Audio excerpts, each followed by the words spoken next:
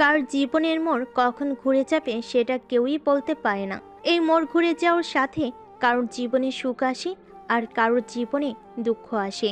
কি বুঝতে পারছেন না কিছুই, তাই তো? তাহলে গল্পে যাওয়া যাক। উম, আমি চিৎকার করতে পারছি না। আমার চিৎকার করার রাস্তা বন্ধ করে দিয়েছে। আমার শরীরে লাঠির আঘাতে আঘাতে শরীর থেকে রক্ত পড়ছে। আমার রক্তাক্ত জায়গাতে লবণ দিয়ে আমার যন্ত্রণা আরও বাড়িয়ে দিচ্ছে। কালকে রাত থেকে বিরতিহীনভাবে আমায় মেরেই যাচ্ছে। মনে হচ্ছে নিজের জীবনের অন্তিম মুহূর্তের সামনে দাঁড়িয়ে আছি। যে কোনো সময় আমার প্রাণ পাখি উড়াল দিয়ে দিবে আমার আঘাতপ্রাপ্ত শরীর থেকে। পুলিশ কনস্টেবলরা আমায় মারতে মারতে আমার অবস্থা পুরো খারাপ করে দিয়েছে। মানুষ তার ইগো আর নিজের বদলা নেওয়ার জন্য কতটা নিচে নামতে পারে সেটা হৃদিতাকে না দেখলেই হয়তো বুঝতেই পারতাম না। এখন এমন মনে হচ্ছে, কেন সেদিন হৃদিতা অমন করে নিজে থেকে কথা বলতে আসছিল, কেন আমার আর ডোলের কাছে এসে ক্ষমা চেয়েছিল। আসলে সব কিছুই ছিল ওর প্ল্যানের অংশ। মনে হচ্ছে আমায় যদি এর চেয়ে কেউ মেরে ফেলতো তাহলে ভালো হতো। হঠাৎ করে আমার মাথা চক্কর দিয়ে ওঠে, আর চোখটা কেমন করে জানি বন্ধ হয়ে আসছে। দুজন পুলিশ কনস্টেবল রাহুলকে ঝুলিয়ে রেখে মেরে যাচ্ছে। রাহুল চিৎকার করতে যেও চিৎকার করতে পারছে না। রাহুলের মুখে একটা ছোট্ট ফোমের বল ঢুকিয়ে রাহুলকে মেরে যাচ্ছে। হঠাৎ করে রাহুল নড়াচড়া বন্ধ করে শান্ত হয়ে যায়। পুলিশ অফিসাররা মারা বন্ধ করে দিয়ে রাহুলের পালস চেক করে দেখতে পায় রাহুল অজ্ঞান হয়ে গেছে। তখন কনস্টেবলরা গিয়ে তার বড় অফিসারকে বলে। অফিসার এসে রাহুলকে পরীক্ষা করে সেখান থেকে তার ফোন নিয়ে কাউকে কল দিল। কল দিয়ে কিছু কথা বলা শেষ করে কনস্টেবলদের উদ্দেশ্য করে বলে, এই তোরা এই ফকিরের বাচ্চাটাকে নিয়ে ওই নদীর পাড়ের পাশে জমিতে ফেলে আয়, তবে সাবধানে যাতে কেউ দেখতে না পায়। কনস্টেবলরা রাহুলকে নিচে নামিয়ে একটা গাড়িতে তুলে নিয়ে নদীর পাড়ের উদ্দেশ্যে গাড়ি ছুটালো। এবার জেনে আসি রাহুলের সাথে এমনটা হওয়ার কারণ কি। 1 বছর আগে বাবা মা ছাড়া পৃথিবীটা কতটা অসহায় সেটা আমার মতো অনাথ ভালোই বুঝতে পারছি। টাকা পয়সা সম্পত্তির জন্য কাছের মানুষগুলো হিংস্র চেহারাটাও দেখতে পেলাম। আপনারা হয়তো কিছুই বুঝতেছেন না। চলুন গল্পে ফেরা যাক। হুম উম, উম, একটা রুমের ভিতরে আমায় হাত পা বেঁধে মেরে যাচ্ছে আমার মামি, মামাতো বোন আর মামা। আমি যে চিৎকার দিয়ে কিছু বলবো সেটা কোনো পথ খোলা রাখেনি ওরা। আমার মুখে গুজে দিয়েছে কাপড়ের অনেক ছোট ছোট টুকরো। মনে হচ্ছে নিজের জীবনের অন্তিম যাত্রার সামনে দাঁড়িয়ে আছি। আমার শরীরে লাঠির আঘাতে ফেটে যাওয়া স্থান দিয়ে রক্ত পড়ছে, আর সেই আঘাতপ্রাপ্ত জায়গায় লেবু টিপে লেবুর রস আর লবণ ঢেলে দিচ্ছে। আমি এই যন্ত্রণা যে সহ্য করতে পারছি না। ব্যথা যন্ত্রণায় সব কিছু মিলিয়ে আমার চোখের জল আমার চিৎকারের রূপ নিয়ে বের হয়ে যাচ্ছে। হে সৃষ্টিকর্তা, আমায় কেন এমন এই নিষ্ঠুরতম পৃথিবীতে পাঠালে? আর যদি পাঠাবে তাহলে কেন একটু শান্তি দিয়ে দিলে না? শুনেছি মানুষ সৃষ্টির সেরা জীব, তাহলে আমার উপর এত অত্যাচার কেন? কিছুক্ষণ পর আমার হাতের ও পায়ের বাঁধন খুলে দিয়ে মামা মামি আর মামাতো বোন আমার রুম থেকে চলে যায়। আপনারা নিশ্চয় ভাবছেন আমি কিছু করেছি যার জন্য তারা আমায় এমন করে মারছে। সেটা ভাবলে আপনারা ভুল ভাবছেন। আসলে আমার সকল সম্পত্তি লিখে নেওয়ার জন্য এমন করছে। আজকে জোর করে সব কিছু লিখে নিয়েছে তারা। আমি তাড়াতাড়ি করে বাথরুমে গিয়ে শাওয়ার ছেড়ে দিয়ে নিচে বসে পড়লাম। কিছু সময় পর শরীরের যন্ত্রণা কিছুটা কম হলে বাথরুম থেকে ফ্রেশ হয়ে এসে নিজের বিছানায় বসে পড়লাম। আজকে থেকে এই বাড়ি মামা মামির হয়ে গেল। কিছুক্ষণ পর নিচে থেকে মামির গলার স্বর শুনতে পেলাম। আমি তাড়াতাড়ি করে কাপড় পরে নিচে চলে গেলাম। নিচে যেতেই মামি বলেন, এই অনাথের বাচ্চা, রুমে পড়ে পড়ে ঘুমাচ্ছিস কেন? বাড়ির কাজগুলো কে করবে? তোর মরা বাপ আর তোর মা কি? না মামি, আমি করছি। রাহুল সবার জন্য খাবার রেডি করে মামা আর মামিকে খেতে দিয়ে তার মামাতো বোন সীমার রুমের উদ্দেশ্যে পা বাড়ায়। রাহুল সীমার রুমে ঢুকে খাবার টেবিলে রেখে যেই চলে আসবে তখনই রাহুল সীমাকে টান দিয়ে বিছানায় এনে ফেলে দিল। সীমা বিছানা থেকে উঠে রাহুলের সামনে এসে রাহুলের গালে ঠাস ঠাস করে থাপ্পড় বসিয়ে দিয়ে বলে, অনাথের বাচ্চা অনাথ, ইতরের বাচ্চা, তোর সাহস হলো কি করে আমায় স্পর্শ করার?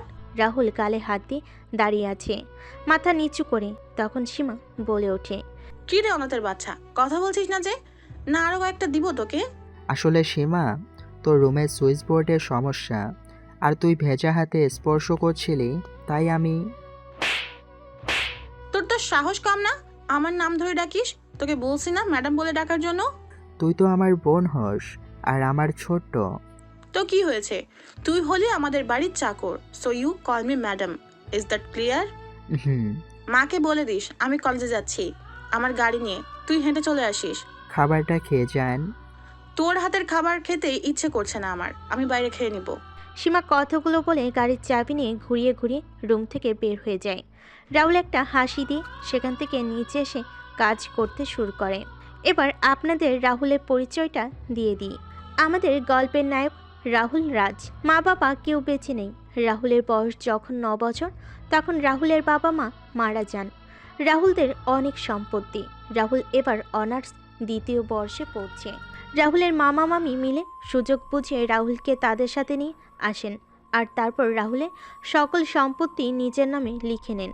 তারপর থেকে রাহুল হয়ে যায় নিজের বাসার কাজের লোক। অবশ্য রাহুলের মামাতো বড় বোন সুমনা আপু বেঁচে থাকলে রাহুলের সাথে এমন কোনো কাজ হতো না। কিন্তু ভাগ্যের কি নির্মম পরিহাস, 4 বছর আগে সুমনা আপু পরপারে চলে যায়। আর বাকিটুকু গল্পের সাথে থাকলেই জানতে পারবেন। রাহুল নিচে আসতেই তার মামি বলে ওঠেন, কিরে সীমা কোথায়? মামি, সে তো কলেজে চলে গেছে। আচ্ছা, এই সব কিছু ধুয়ে রান্না করে রেখে দে। বাসার সকল কাজ শেষ করে তারপর ভার্সিটি যাবি, না হলে সকালের কথা মনে থাকে জানো। রাহুল একটা হাসি দিয়ে সকল কাজ শেষ করার জন্য রান্নাঘরে চলে যায়। সব গুছিয়ে রাহুল তার রুমে এসে ফ্রেশ হয়ে রেডি হতে যাবে। তখনই বুঝতে পারে তার শরীরে কয়েক জায়গায় ফুলে গেছে, আর সেখান থেকে এখনও অল্প অল্প করে রক্ত পড়ছে। রাহুল একটা কাপড়ের টুকরো দিয়ে সেগুলো মুছে একটা শার্ট পরে নিল। যখন ব্যাগ পিঠে নিল, তখনই পিঠে প্রচণ্ড ব্যথা শুরু হয়। রাহুল সকল ব্যথা সহ্য করে বের হয় ভার্সিটির উদ্দেশ্যে। রাহুল ভার্সিটিতে আসতেই রাহুলের বেস্ট ফ্রেন্ড শাকিল আর আরিফ রাহুলের সামনে আসে আর বলে, কিরে, আজকে দেরি হলো যে? তোর তো দেরি হয় না। বাসার কাজ শেষ করে আসতে আসতে দেরি হয়ে গেছে। ভুলে গিয়েছিলাম রে। তোকে কত করে বললাম আমাদের সাথে থাকার জন্য, কিন্তু তুই মানা করে দিলি। বাদ দে সব কথা, এখন ক্লাসে চল। 3 বন্ধু মিলে হাসাহাসি করে ক্লাসের দিকে যাচ্ছিল। তখনই রাহুলের সাথে একটা মেয়ের ধাক্কা লাগে, আর মেয়েটা মাটিতে পড়ে যায়। রাহুল মেয়েটার দিকে হাত বাড়িয়ে দিয়ে বলে, আসলে আমি দেখতে পাইনি, আমরা কথা বলে আসছিলাম, কিন্তু কি থেকে যে কি হয়ে গেল, আই অ্যাম সো সরি। মেয়েটা মাটি থেকে উঠে রাহুলের গালে ঠাস ঠাস করে থাপ্পড় দিয়ে বলে ওঠে, মেয়ে দেখলেই ধাক্কা খেতে ইচ্ছে করে, তাই না? তোদের মতো ছেলেদের জন্য না আজকে মেয়েরা ভালোভাবে ঘোরাফেরা করতেই পারে না, নিজেদের ইচ্ছে স্বাধীন চলাফেরা করতেই পারে না। তোকে দেখে তো মনে হচ্ছে ভালো ছেলে, কিন্তু তোদের মতো এমন চেহারার ছেলেদের দ্বারাই তো এমন কাজ করতে পারে। আপু, আসলে আপনি। তোর তো সাহস কম না, আমার মুখের ওপর কথা বলিস? এই, তোরা এই ছেলেকে আমার সামনে থেকে নিয়ে যা, না হলে আমি এই ছেলেকে মেরেই ফেলবো। অর্পা আর মিথিলা এসে রিধিতাকে বলে, রিদি, চলো এখান থেকে, এই ছেলের সাথে কথা বলে লাভ নেই, চলো তো ওইদিকে যাই। চল, এর সাথে কথা বলে লাভ নেই। আর শোন, তুই আমার সামনে পড়লে না তোর অবস্থা খারাপ করে দিব। কথাটা বলে রিধিতা আর তার বন্ধুরা চলে যায়। শাকিল আর আরিফ রাহুলের সামনে এসে বলে, সরি বন্ধু, আমাদের জন্য তোকে কথা শুনতে হলো। রে বন্ধু, ভুলটা আমাদেরই ছিল। আরে বেটারা, চল তো, আমি এসব কথায় কান দেই না। ছোট থেকে শুনতে শুনতে আমার গায়ে এখন সহজ হয়ে গেছে। রাহুল কথাটা বলে ক্লাসের দিকে হাঁটা দিল, আর পিছন পিছন আরিফ আর শাকিল আসছে। রাহুল ক্লাসে এসে সামনের সিটে বসে পড়ে। তখন রিদিতা ক্লাসে এসে প্রবেশ করে। রাহুলকে সামনের সিটে বসতে দেখে রিদিতা বলে ওঠে, ফকিরের বাচ্চা, তুই কোন সাহসে এখানে এসে বসেছিস? কেন? কেন? এখানে বসলে কি কোনো সমস্যা? সামনে বসবে আমাদের মতো স্মার্ট শিক্ষিত মেয়েরা, তোর মতো গাইয়া খ্যাত ফকিররা না। ও আচ্ছা। রাহুল আর কোনো কথা না বলে পিছনে ছিটে গিয়ে বসে। কিছুক্ষণ পর শাকিল আর আরিফ রাহুলের পাশে এসে বসে পড়ে। স্যার ক্লাসে ঢুকলে রাহুল, আরিফ আর শাকিল সাথেই বসে পড়ে। কিছুক্ষণ পর স্যার ক্লাসে প্রবেশ করেন। স্যার সবার দিকে তাকিয়ে যে ক্লাস শুরু করবেন তখন স্যার রাহুলের দিকে তাকিয়ে বলেন, কিরে রাহুল, পেছনে বসেছিস কেন? এমনি স্যার। তোরা না বলছিস সামনে বসতে? স্যার, ক্লাস যে কোনো এক জায়গায় বসে করা যায়। সামনে বসে ক্লাস করলেই যে স্যার আমি ভালো স্টুডেন্ট, স্মার্ট হয়ে যাব এমনটা তো নয়। তা অবশ্য ঠিক বলেছিস তুই। রাহুল কথাগুলো বলে একবার রীতিতার দিকে তাকায় আর রীতিতা রাহুলের কথাগুলো শুনে রাগী চোখে রাহুলের দিকে তাকায়। এদিকে অর্পা আর মিথিলা রীতিতা আস্তে আস্তে শুনিয়ে শুনিয়ে বলে, ঠান্ডা মাথায় কিছুক্ষণ আগের বদলা নিয়ে নিল ছেলেটা। এবার বুঝতে পারছি রাহুল কেন ভালো স্টুডেন্ট, কেন স্যার রাহুলকে এত ভালো পায়। রিদি, তুই ওর দিকে তাকিয়ে আছিস কেন? ছেলের সাহস কেমন দেখেছিস? দেখছিস, বুকের পাঠা আছে ছেলের। মিস রিদিতা আর রিদিতার 2 হাত, আপনারা ক্লাস করবেন না? বের হয়ে যাবেন। ক্লাস করার ইচ্ছে না থাকলে রুম থেকে বের হয়ে যেতে পারেন, দরজা আপনাদের সামনেই আছে। কেউ আর কোনো কথা বলল না। স্যার ক্লাস নেওয়া শুরু করলেন। একজন স্যারের ক্লাসের পর আরেকজন স্যার এসে ক্লাস নিয়ে চলে গেলেন। ক্লাস শেষ করে রাহুল, শাকিল আর আরিফ শহীদ মিনারে বসে কথা বলছিল। তখনই রীতিতা এসে বলে, তোর তো সাহস কম না? তুই আমায় ক্লাসের সবার সামনে অপমান করিস? আমি আপনাকে কখন অপমান করলাম? তুই ক্লাসে আমায় ওই কথাগুলো শুনিয়ে শুনিয়ে কেন বললি? ক্লাসের কেউ এসে প্রতিবাদ করছে না, তাহলে তুই কেন এসেছিলি রিদিতা? জানেন তো, চোরের মন পুলিশ পুলিশ। তুই জানিস আমি কে, আমার পরিচয় কি? আপনাকে দেখে আপনার সম্পর্কে জানা হয়ে গেছে আমার। আপনি কোনো অহংকারী বাবা মায়ের অহংকারী মেয়ে হবেন, যে মানুষকে মানুষ মনে করে না। শাকিল, আরিফ, চল এখান থেকে।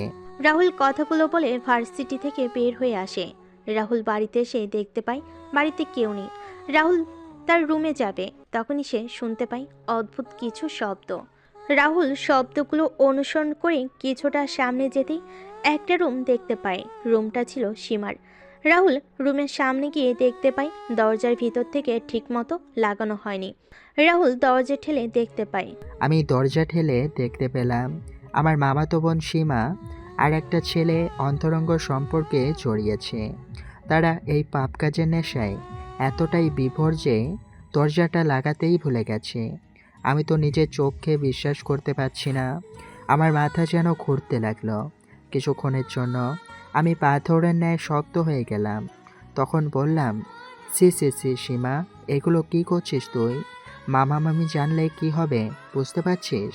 রাহুলের কথা শুনে সীমা ও ছেলেটা আলাদা হয়ে যায়। ছেলেটা নিজের পোশাক পরে সেখান থেকে চলে যায়। সীমা নিজেকে ঢেকে রাহুলের উদ্দেশ্যে বলে, তুই এখানে এই সময়? না এলেই তো জানতে পারতাম না তুই এমন একটা কাজ করছিস। আমি জানতাম তুই একটা অহংকারী বদমেজাজি মেয়ে, কিন্তু তুই যে এমন একটা কাজ করবি সেটা বুঝতে পারিনি। তোকে নিজের বোন বলতে আমার রুচিতে বাজছে। এইরকম পাপ কাজে নিজেকে জড়ানোর আগে একবার অন্তত মামা মামির কথা চিন্তা করতি। তোর এই কাজের কথা মামা মামি জানলে কাউকে নিজের মুখ দেখাতে পারবে না। দেখ রাহুল, তুই ভুল ভাবছিস। হ্যাঁ, নিজের চোখে আমি যা দেখেছি সেটাকে ভুল বলবো? সি সীমা, সি। রাহুল কথাগুলো বলে সীমার রুম থেকে বের হয়ে নিচের রুমে চলে যায়। রাহুল ফ্রেশ হয়ে নিচে এসে সবার জন্য খাবার তৈরি করতে থাকে। কিছুক্ষণ পর মামা আর মামি বাসায় ফিরে আসেন। দুপুরের খাবার সবে একসাথে খাওয়া দাওয়া করে যে যার রুমে চলে যায়। এদিকে বিকালবেলা রীতিতা, মিথিলা আর অর্পা সাথে দাঁড়িয়ে আছে। তখন তিনজনেই দেখতে পাই রাহুল একটা কবরস্থান থেকে বের হয়ে যাচ্ছে নিজের চোখ মুছতে মুছতে। তখন অর্পা বলে, রাহুল আমাদের এলাকায় কি করে? আমি কি জানি। কালকে ওই ছোট লোকের বাচ্চাকে একটা উচিত শিক্ষা দিব। এই রিদিতা চৌধুরীকে অপমান করার পরিণাম কতটা খারাপ সেটা বুঝতে পারবে। আরে বাদ দে না, ক্লাসের কেউ কিছু বলছে না, তুই বলছিস কেন? সামান্য একটা রাস্তার ছেলে হয়ে ওর সাহস হলো কি করে আমার সাথে অমনটা করার? চল ঘুরে আসি কোথা থেকে, এতে মনও ফ্রেশ হবে। এটাই ভালো হবে, চল রিদিতা। কথাটা বলে তিনজনই বেরিয়ে পড়ে। এদিকে সন্ধ্যাবেলা রাহুল বাসায় ফিরে নিজের রুমে গিয়ে ফ্রেশ হয়ে পড়তে বসে। এই সন্ধ্যাবেলা রাহুলের কাজ করতে হয় না, তার মামি কাজ করেন। কিছুক্ষণ পর সবাই নাস্তা করে যে যার রুমে চলে যায়। রাহুল যখন পড়ছিল তখন সীমা রাহুলের রুমের সামনে এসে দরজায় কড়া নাড়ে। রাহুল তাকিয়ে সীমাকে দেখতে পেয়ে বলে ওঠে, কি চাই ম্যাডাম? কিছু লাগবে না? আমি জানি আমি তোর সাথে অনেক খারাপ আচরণ করেছি, তোর গায়ে হাত তুলেছি। আমার এসব কাজের জন্য ক্ষমা চাওয়ার কোনো সুযোগও আমি রাখিনি। তবুও তোর পায়ে ধরে বলছি, ভাইয়া তুই আমায় ক্ষমা করে দে ভাইয়া। আমি তো তোর নিজের বোন না, তবুও নিজের বোন মনে করে ক্ষমা করে দে ভাইয়া, প্লিজ প্লিজ। সীমা কথাগুলো বলে রাহুলের পা জড়িয়ে ধরে কান্না করতে থাকে। রাহুল কিছু বলছে না। সীমার চোখের জল রাহুলের পায়ের কাছে পড়ছে। রাহুল কি করবে বুঝতে পারছে না। তখন রাহুল নিজের সকল রাগকে ভুলে সীমাকে তার পা থেকে তুলে চেয়ারে বসিয়ে বলে, আচ্ছা যা, আমি তোকে ক্ষমা করে দিলাম। তোকে আমায় কথা দিতে হবে, তুই ভবিষ্যতে এমন কাজ আর কখনো করবি না। পড়ালেখায় কোনো ফাঁকি ঝুঁকি দিবি না। আমার কথাগুলো রাখতে পারলে আমি তোকে ক্ষমা করে দিব। আমি তোর সব কথা রাখবো। যা, নিজের রুমে যা এখন। রাহুল তার লেখাপড়া শেষ করে নিচে এসে খাওয়া দাওয়া করে তার রুমে গিয়ে ঘুমিয়ে পড়ে। পরের দিন সকালে রাহুল খুব ভোরে ঘুম থেকে উঠে নিচে এসে রান্নাঘরে সীমাকে দেখে অবাক হয়ে যায়। রাহুল সীমাকে উদ্দেশ্য করে বলে, কিরে, তুই এত সকালে রান্নাঘরে? আমি কেন? আজকে থেকে আমি সকাল দুপুরের নাস্তা খাবার আমি আর মা সবার জন্য তৈরি করব। তুই কোনো কাজ করবি না, তুই এখন শুধু পড়ালেখা করবি। আমরা এতদিন তোর সাথে খারাপ ব্যবহার। কালকে কি বললি, আর এখন কি করছিস? সবকিছু মনে আছে আমার। পড়ালেখা করবি? তাহলে রান্নাঘরে কি? যা, গিয়ে পড়তে বস। যা তো ভাইয়া, আমায় ডিস্টার্ব করিস না। তুই রুমে গিয়ে ফ্রেশ হয়ে আয়, আমি খাবার দিচ্ছি। কিন্তু যা তো তুই। সীমা রাহুলকে সেখান থেকে তার রুমে ঠেলে পাঠিয়ে দেয়। রাহুল হাসতে হাসতে তার রুমে চলে যায়। এদিকে রাহুলের মামি নিচে এসে দেখতে পান সীমা রান্নাঘরে রান্না করছে। তখন সীমাকে বলেন, সীমা তুই রান্না করে কেন? রাহুল কোথায়? ভাইয়া এসেছিল, কিন্তু আমি ভাইয়াকে তার রুমে পাঠিয়ে দিয়েছি। ভাইয়া মানে? ভাইয়াকে ভাইয়া বলবো না তো কি বলবো? মা তোর শরীর খারাপ? তুই কি বলছিস এসব? মা আমি ঠিক বলছি। কিছুক্ষণ পর সবাই খাওয়া দাওয়া শেষ করে নিজের রুমে চলে যায়। রাহুল রেডি হয়ে গাড়ির কাছে এসে সীমার জন্য অপেক্ষা করতে থাকে। কিছুক্ষণ পর সীমাও চলে আসে গাড়ির কাছে। দুজনেই গাড়িতে বসে রাহুল গাড়ি চালানো শুরু করে। কিছুক্ষণের পর সীমা কলেজে সীমাকে নামিয়ে দিয়ে গাড়ি যেই রেখে আসতে যাবে তখন সীমা বলে, ভাইয়া গাড়ি তুই নিয়ে যা, তুই 1:30 এখানে চলে আসিস। না, গাড়ি এখানে থাক।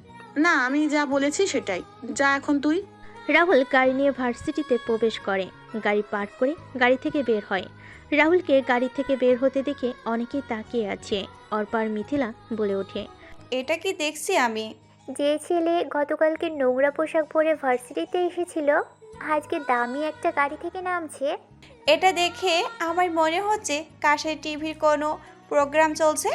রিদিতা অর্পা আর মিথিলার পিঠে দুইটা দুম করে বসিয়ে দিয়ে বলে ওঠে, এত গড়াগড় করছিস কেন? দেখ গাড়ি কোথা থেকে ভাড়া করে নিয়ে আসছে হয়তো। বন্ধু, কিরে হঠাৎ গাড়ি নিয়ে? না, কালকের অপমানের বদলা নিতে।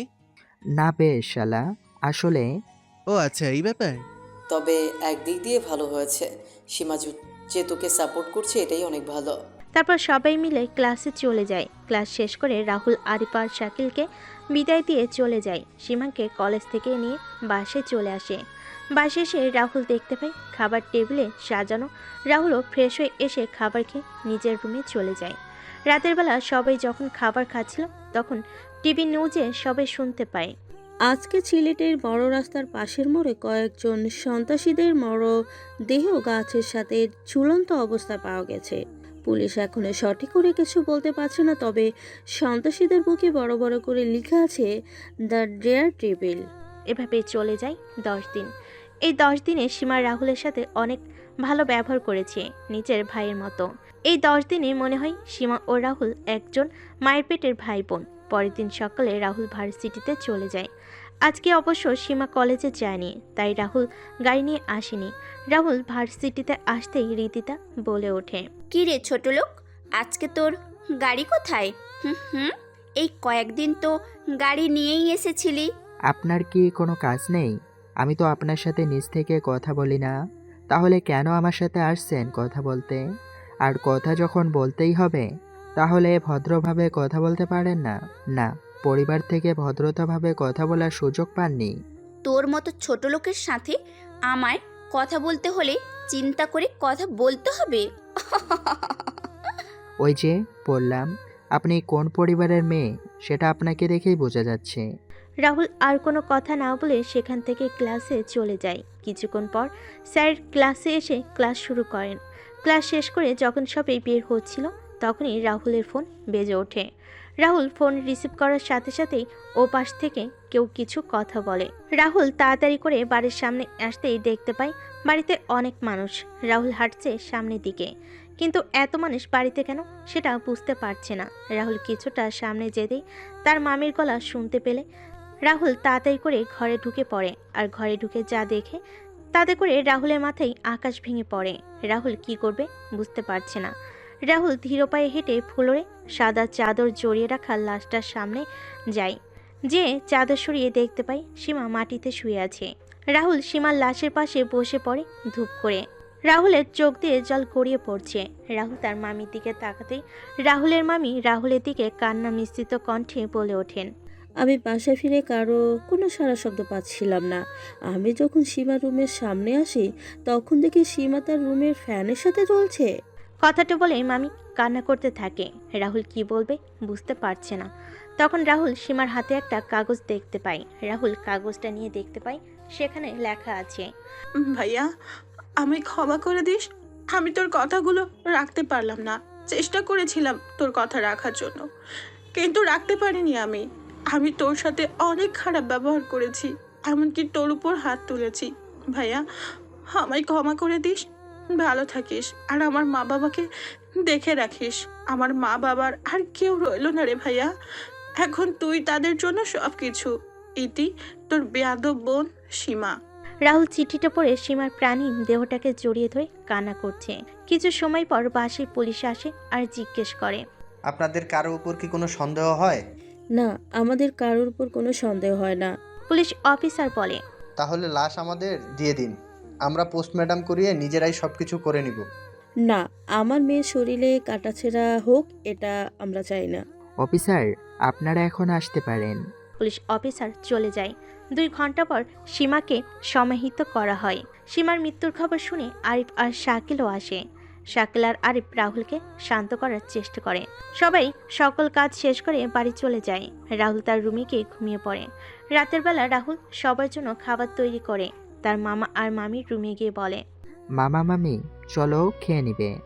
না, আমার খিদে নেই, তুই খেয়ে নে। তুই খেয়ে ঘুমিয়ে পড়। তোমাদের শরীর খারাপ করবে না খেলে। চলো তো এখন। রাহুল জোর করে তার মামা আর মামিকে নিয়ে খাবার টেবিলে চলে যায় আর দুজনকেই খাইয়ে দিচ্ছে নিজের হাতে।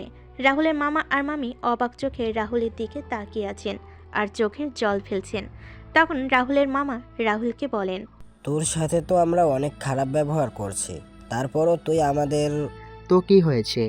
মামা হচ্ছে মায়ের ভাই, মাতুল সমান, আর মামি হচ্ছে মায়ের পরবর্তী স্থান।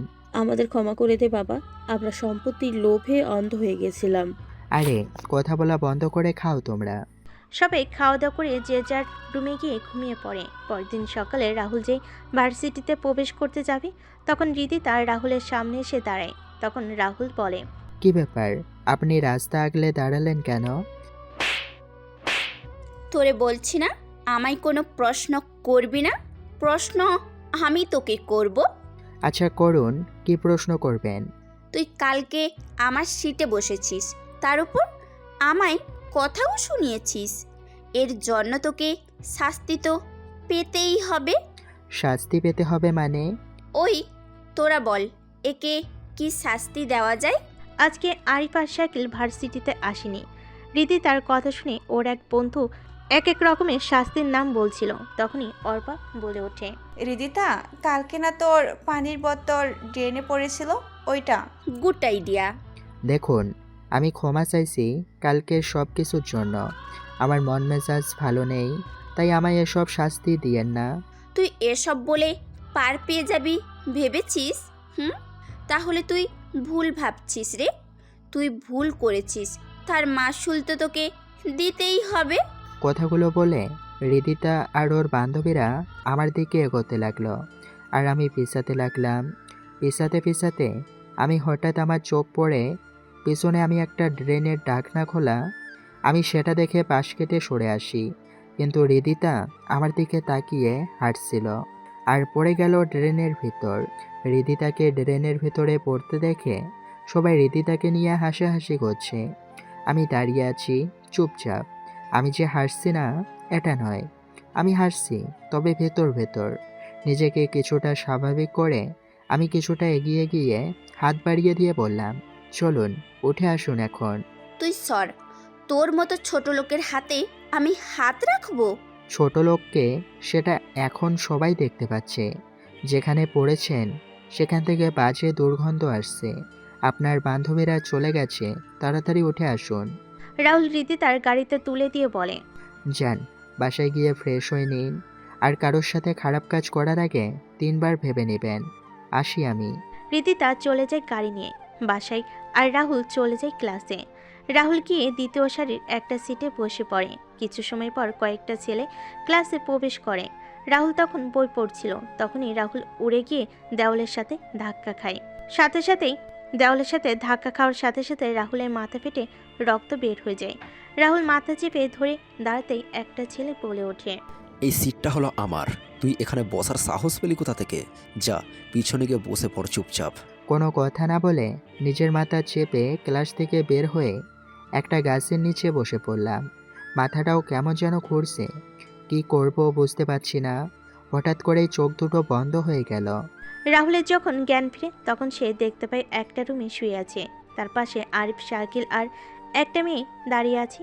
তখন রাহুল বলে, তোরা এখানে, আর আমি এখন কোথায়? তুই হাসপাতালে আছিস, আর আমাদের এখানে আসতে বলেছে। কে উনি? আমার নাম ডলি, আমি তোমাদের সাথেই পড়ি। আসলে ক্লাসে যে ছেলেটা তোমায় মেরেছে সে হচ্ছে এই শহরের মাফিয়া ও ড্রাগসের ব্যবসায়ী জয়নালের ছেলে ডনি। তুমি যেই সিটে বসেছিল ওই সিটে ডনি ছাড়া কেউ বসে না। কিন্তু ওই ছেলেকে তো আমি এই কয়েক মাস ক্লাসে দেখিনি। রাহুল, তোকে এটা বলা হয়নি আমাদের। আসলে ডনি খুব কম সময় ভার্সিটিতে আসে। যখন ড্রাগসের মজুদ ভার্সিটিতে শেষ হয়ে যায় তখন ডনি আসে। মানে? পরে শোনা যাবে, তুমি রেস্ট নাও, আমি আসছি বিল মিটিয়ে। রাহুল চোখ বন্ধ করে শুয়ে আছে, আর মনে হচ্ছে সীমার কথা আর সুমনা আপুর কথা। রাহুলের চোখগুলো ভিজে ওঠে। রাহুল চোখের জল মুছে চোখ বন্ধ করে মুখে একটা হাসি বজায় রেখে সিটি বাজাতে থাকে। কিছু সময় পর রাহুলকে নিয়ে আরিফ আর শাকিল বাসায় চলে আসে, আর ডলি চলে যায় ডলির বাসায়। আরিফ আর শাকিল মামা মামিকে সব কিছু খুলে বলে। তখন মামা বলে, বাবা তুই চিন্তা করিস না, আমি ওই ছেলেকে জেলের ভাত খাইয়ে ছাড়বো। মামা বাদ দাও তো, কুকুর কুকুরের মতো কাজ করছে, তাই আমরাও কি কুকুরের মতো কাজ করব? রাহুল ঠিক বলেছে, ঝামেলা বাড়িয়ে লাভ নেই। নিজের 2 মেয়েকে তো হারালাম, এবারে ছেলেকেও কি হারিয়ে ফেলবো? রাতের বেলা সবাই খাওয়া দাওয়া করে ঘুমিয়ে পড়ে। এইদিকে ডলি ওর বাবাকে বলছে, বাবা, আমাদের কয়েকজন এজেন্টের কোনো সন্ধান পাচ্ছি না। সকল এজেন্টের লোকেশন ও বের করা যাচ্ছে না। ডনির বাবা ডনির গালে থাপ্পড় বসিয়ে দিয়ে বলে ওঠেন, লজ্জা করছে না তোর এই কথা বলতে? আমি বসকে বলে তোকে এই বাংলাদেশের দায়িত্ব দিয়েছি, আর সেই জায়গায় তুই কোনো কিছুই খুঁজে বের করতে পারছিস না। তোর জন্য বসের কাছে আমায় শুধু শুধু কথা শুনতে হচ্ছে। বাবা, আমি চেষ্টা করেছি, কিন্তু কিছুই তো হচ্ছে না। আমার লোকেরা ওদের ভালো করে খুঁজেছে, কিন্তু পায়নি। আমার মনে হয় ওদেরকেও মেরে ফেলেছে। আচ্ছা, আমি দেখছি।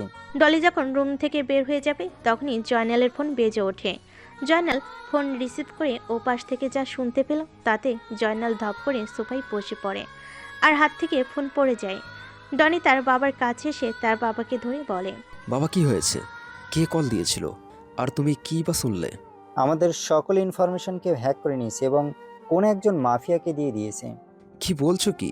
হ্যাঁ, এখন এই ইনফরমেশনগুলো লিঙ্ক হয়ে গেলে আমাদের মৃত্যু নিশ্চিত। আমরা কোনো দেশে পালিয়ে বাঁচতে পারবো না। বাবা, এখন কি করবে তাহলে? একজন আছে যে আমাদের রক্ষা করতে পারে। কে বাবা? হ্যাকার রাজ। জয়নাল ফোন দিয়ে রাজের সাথে কথা বলে, রাজের সাথে দেখা করতে চায় এবং রাজও দেখা করতে চায়। পরের দিন বিকেলে রীতিতা সাথে দাঁড়িয়ে আছে কফি হাতে। তখন রীতিতা দেখতে পায় রাহুল কবরস্থান থেকে বের হয়ে যাচ্ছে।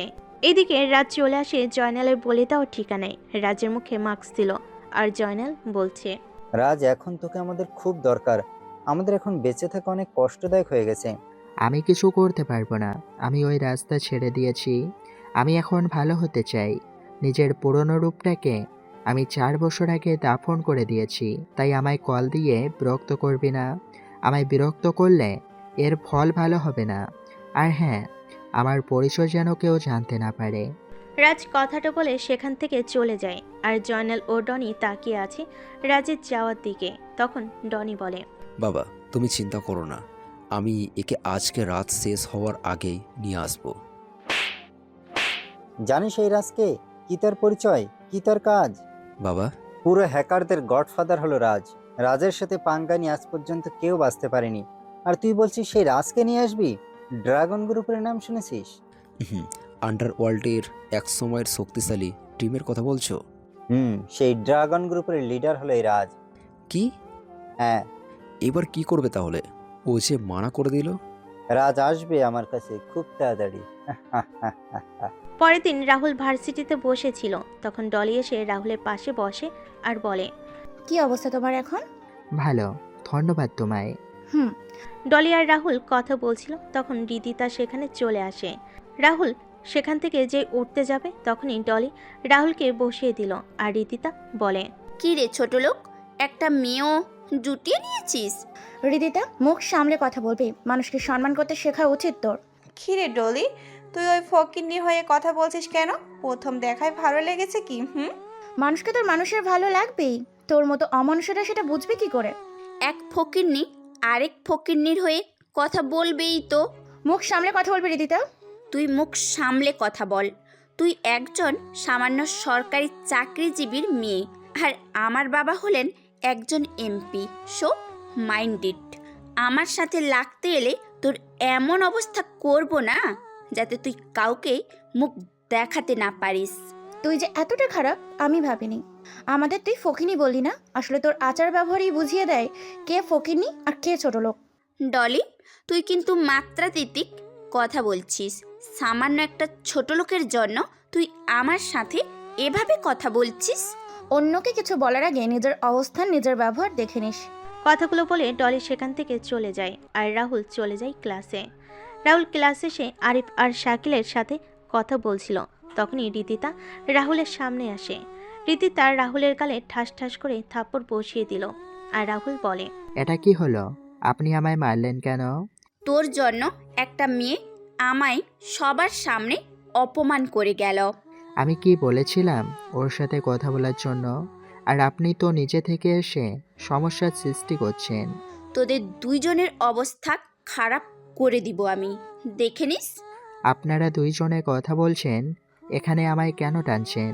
আমি তো কিছু বলি নাই, তাহলে আমাকে কেন? রীতিতা কথাগুলো বলে রাহুলকে থাপ্পড় মারছে, সাথে চুলগুলোও টানছে। রাহুল একসময় ব্যথায় চিৎকার দিয়ে ওঠে। তখন অর্পা আর বাকিরা রীতিতাকে সেখান থেকে নিয়ে যায়।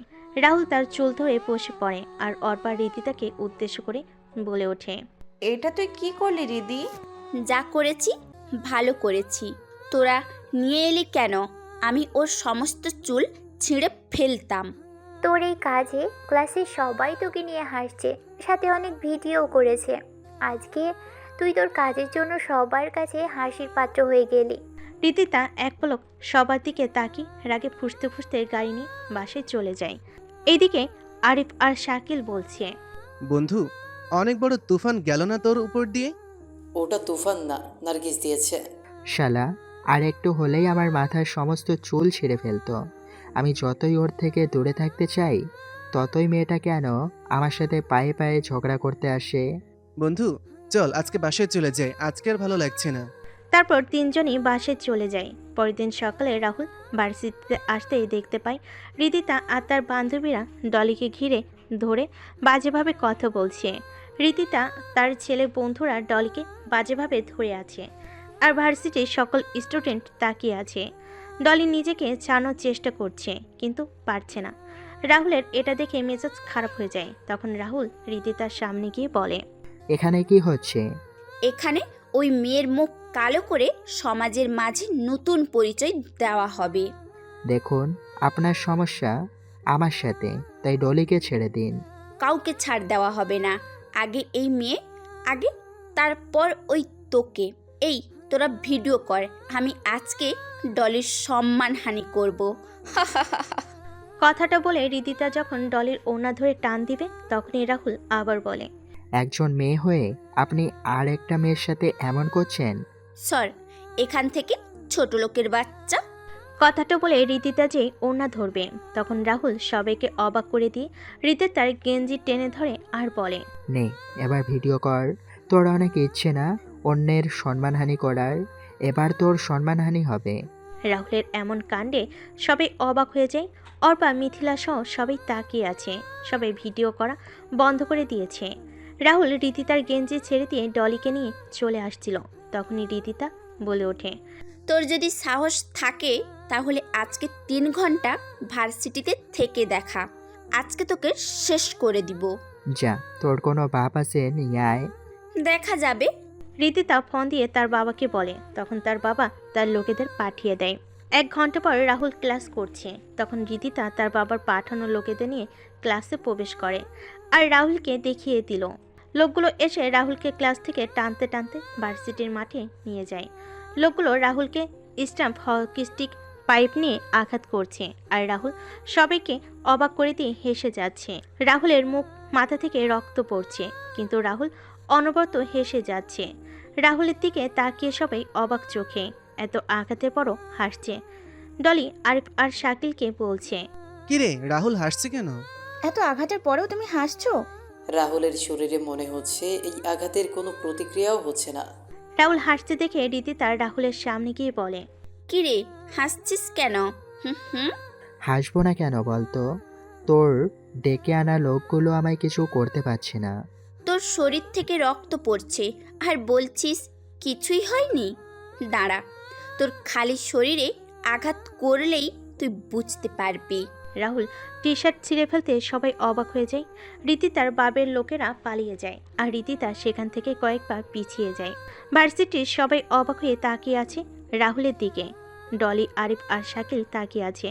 রাহুল রিদিতার সামনে গিয়ে বলে, কিরে, মারবি না আমায় তুই? কে তুই? আমি একজন ছোট লোক মানুষ। তাহলে তোর শরীরে এতগুলো আঘাত ও গুলির চিহ্ন কেন? তোর এসব জানার কোনো প্রয়োজন নেই। তুই মার আমায়, আয় মার। রাহুল কথাগুলো বলে রিদিতার দিকে এগুচ্ছিল। তখনই রিদিতা ও তার বন্ধুরা সেখান থেকে দৌড়ে চলে যায়। রাহুল তার রক্তাক্ত টি শার্ট গায়ে জড়িয়ে ভার্সিটির বাইরে এসে একটা টং দোকান থেকে সিগারেট টানছে। তখনই ডলি, শাকিল আর আরিফ আসে। রাহুল একবার তাকিয়ে আবার সিগারেটের ধোঁয়া ওড়াতে লাগলো। সিগারেট শেষ হলে শাকিল বলে ওঠে, ভাই আপনি কে বলুন তো? আপনি যে কোনো সাধারণ মানুষ নয় সেটা আমরা বুঝে গেছি। কি বলছিস কি তোরা? তোর শরীরে এগুলো কিভাবে? বলবো সব, তবে লক্ষ্য যেদিন পূরণ হবে সেদিন বলবো। রাহুল কথাটা বলে সেখান থেকে চলে যায় বাসায়। এদিকে রিদিতা তার রুমে বসে একটু আগের কথা চিন্তা করছে। রিদিতা মনে মনে বলছে, কে ওই ছেলে? ছেলেটাকে যেমন দেখতে তেমনটা কিন্তু নয়। ওর এমন চেহারার পিছনে কি এমন রহস্য লুকিয়ে আছে? ওর শরীরে এত চিহ্ন কিসের? ধুর, সে যেই হোক না কেন তাতে আমার কি? আমার বদলা নিতে হবে। আমি চিন্তা করব বদলা নেওয়ার। কি করে যে বদলা নেই, আমি কি করি? রিদিতা বসে এসব চিন্তা করছিল। তখনই রিদিতার ইয়েস বলে লাফ দিয়ে ওঠে। রিদিতা নিচে গিয়ে খাওয়া দাওয়া শেষ করে। রাহুল বাসে এসে তার রুমে গিয়ে ফ্রেশ হয়। কেটে যাওয়া জায়গাগুলোয় মলম লাগিয়ে শুয়ে পড়ে। রাতের বেলা যখন সবাই মিলে খাবার খাচ্ছিল তখনই সবাই নিউজে দেখতে পায় আজকেও বড় রাস্তার পাশের পুকুরে কয়েকজনের লাশ পাওয়া গেছে। পুলিশ বলছে মৃত ব্যক্তিরা ড্রাগসের ব্যবসার সাথে জড়িত। আগের মতোই সবার বুকে লেখা দ্য ডেথ ডেভিল। পরদিন সকালে রাহুল ভার্সিটিতে বসে আরিফ, শাকিল আর ডলির সাথে কথা বলছিল। তখনই শাকিল বলে ওঠে, ওই এই ভিডিও দেখ তোরা। কিসের এই ভিডিওটা? আরে বেটাকে কাল রাতে পুলিশের আইজিপি কেউ বাজেভাবে হত্যা করেছে আর বুকে লিখে দিয়ে গেছে দ্য ডেড ডেভিল। ডেভিল মেরেছে? কি শুরু হলো বলতো? দেশে এক এক করে সবাইকে মেরে ফেলছে ওই ডেভিল। আচ্ছা, ভিডিও দেখি। ভিডিওটা নিয়ে দেখতে পেলাম ডেভিল পুলিশের আইজিপিকে প্রথমে উলঙ্গ করে একটা ছুরি দিয়ে গলা থেকে কোমর পর্যন্ত আঘাত করছে এক নাগাড়ে, আর আইজিপি চিৎকার করছে। তারপর ডেভিল আইজিপির বুকে ফুটন্ত অ্যাসিড ঢেলে দিচ্ছে। আইজিপি চিৎকার করতে করতে অজ্ঞান হয়ে যায়। ডেভিল তখন একটা পৈশাচিক হাসি দিয়ে এক কোপে শরীর থেকে আইজিপির মাথা আলাদা করে দিল। তারপর পা হাত কেটে ফেলল। সবাই ভিডিওটা দেখে মাথাটা কেমন যেন ঘুরতে লাগলো। রাহুল মোবাইল রেখে বলে ওঠে, একটা মানুষ আর একটা মানুষকে এভাবে মারতে পারে? আমি চিন্তা করতে পারছি না। এই ডেভিল কোন সাইকো হবে? একজন মানুষ কখনো একজন মানুষকে এভাবে মারতে পারে না। আমি শুনেছি ডেভিল এমনি এমনি কাউকে মারে না, কোনো কারণ তো অবশ্যই আছে এর পেছনে। তখনই রাহুলের ফোন বেজে ওঠে। রাহুল ফোন বের করে দেখতে পায় জয়নালের কল। রাহুল সেখান থেকে উঠে গিয়ে কল রিসিভ করে। কিরে, তোকে না বলেছি আমায় কল দিবি না? তাহলে? ভাই আমি তোমার পায়ে পড়ি, তুমি পারো একমাত্র আমাদের বাঁচাতে। ওই ডেভিল অলরেডি আমাদের সকল এজেন্টদের মেরে দিচ্ছে, আমাদেরও কখনো মেরে দিবে। প্লিজ তুমি আমাদের রক্ষা করো প্লিজ। আমি আগেই বলেছিলাম তোদের এই রাস্তা থেকে বের হয়ে আসার জন্য, কিন্তু তোরা এলি না। তোদের এই ড্রাগসের জন্য অনেক ছেলে মেয়েই মারা গেছে, অনেকের সংসার নষ্ট হয়ে গেছে। ভাই আমি আপনার পায়ে পড়ি, এবার আপনি বাঁচিয়ে নিন, সামনে থেকে আর এমন কাজ করব না। শোন, তুই আর তোর ছেলে সকল ভার্সিটি থেকে তোদের সব কিছু যদি আজকের ভিতর সরিয়ে নিতে পারিস, তাহলে আমি তোদের কাজ করে দিব। রাহুল কথাগুলো বলে সেখান থেকে এসে আবার আড্ডা দেওয়া শুরু করে। তখন রিদিতা ও তার বন্ধুরা আসে রাহুলের আড্ডা দেওয়া স্থানে। রিদিতা রাহুল আর বাকিদের উদ্দেশ্য করে বলে, রাহুল, ডলি, আমি তোদের সাথে সত্যি অনেক খারাপ ব্যবহার করেছি, তোরা আমায় ক্ষমা করে দে। আজকে কি তোর শরীর খারাপ করছে যার জন্য এমন বলছিস? না রে, আমার শরীর ভালো, তবে নিজের কাজের জন্য খুব অনুশোচনা হচ্ছে। আসলেই আমি সবার সাথে খারাপ ব্যবহার করেছি, এখন নিজেকে আমায় বদলাতে হবে। তাই তোরা আমায় ক্ষমা করে দে প্লিজ। তোরা যদি বলিস তাহলে আমি ভার্সিটির সবার সামনে আমি তোদের কাছে ক্ষমা চেয়ে নিব। আমি ক্ষমা করে দিলাম। দেখ রাহুল, তোকে ক্ষমা করে দে কি না। রাহুলের কাছে গিয়ে বললাম, রাহুলের হাত ধরে, রাহুল আমায় ক্ষমা করে দে প্লিজ। আমি তো নিজের ভুল বুঝতে পেরেছি আর নিজের ভুলের জন্য ক্ষমাও চাইছি। এই কি করছেন? আমি একজন ছোট লোক ছেলে, আমায় ধরছেন কেন? আপনি একজন এমপির মেয়ে হয়ে আমার হাত ধরছেন, এটা দেখলে লোকে কি বলবে? ছাড়ুন ছাড়ুন। Rahul please please. তখন শাকিল আরেক ডলি সবাই বলে ক্ষমা করে দেওয়ার জন্য রাহুলও কিছু সময় চিন্তা করে বলে, আচ্ছা যান, ক্ষমা করে দিলাম, তবে সবার সাথে ভালো ব্যবহার করবেন, সবাইকে সম্মান করবেন। তাহলে আমরা আজকে থেকে সবাই বন্ধু। আচ্ছা শোন তোরা, কালকে আমার জন্মদিন, তাই বাড়িতে একটা পার্টির আয়োজন করা হয়েছে, তোরা সবাই আসবি। শুভ জন্মদিন রিদিতা, জন্মদিনের অনেক অনেক শুভকামনা রইল। আরে এখন বলছিস কেন? কালকে বলবি তো? না রে, আমি কালকে যাব না, আমার এসব পার্টি ভালো লাগে না। তাহলে বুঝবো তুই আমায় ক্ষমা করিসনি এখনো। আরে না না, তুই ভুল করছিস। তাহলে তুই কালকে আসছিস কিন্তু? সবাই জোরে জোরে রাহুলকে যাওয়ার জন্য, আর রাহুলও কোনো উপায় না পেয়ে রাজি হয়ে যায়। সবাই যখন কথা বলছিল তখনই ভার্সিটিতে কয়েকটা গাড়ি প্রবেশ করে, আর সবাই গাড়িগুলোর দিকে তাকায়। তখন সবাই দেখতে পায় ডনি আর জয়নাল গাড়ি থেকে নামছে। ডনি আর জয়নালের গাড়ির পিছনে কয়েকটা ট্রাক প্রবেশ করে ভার্সিটি।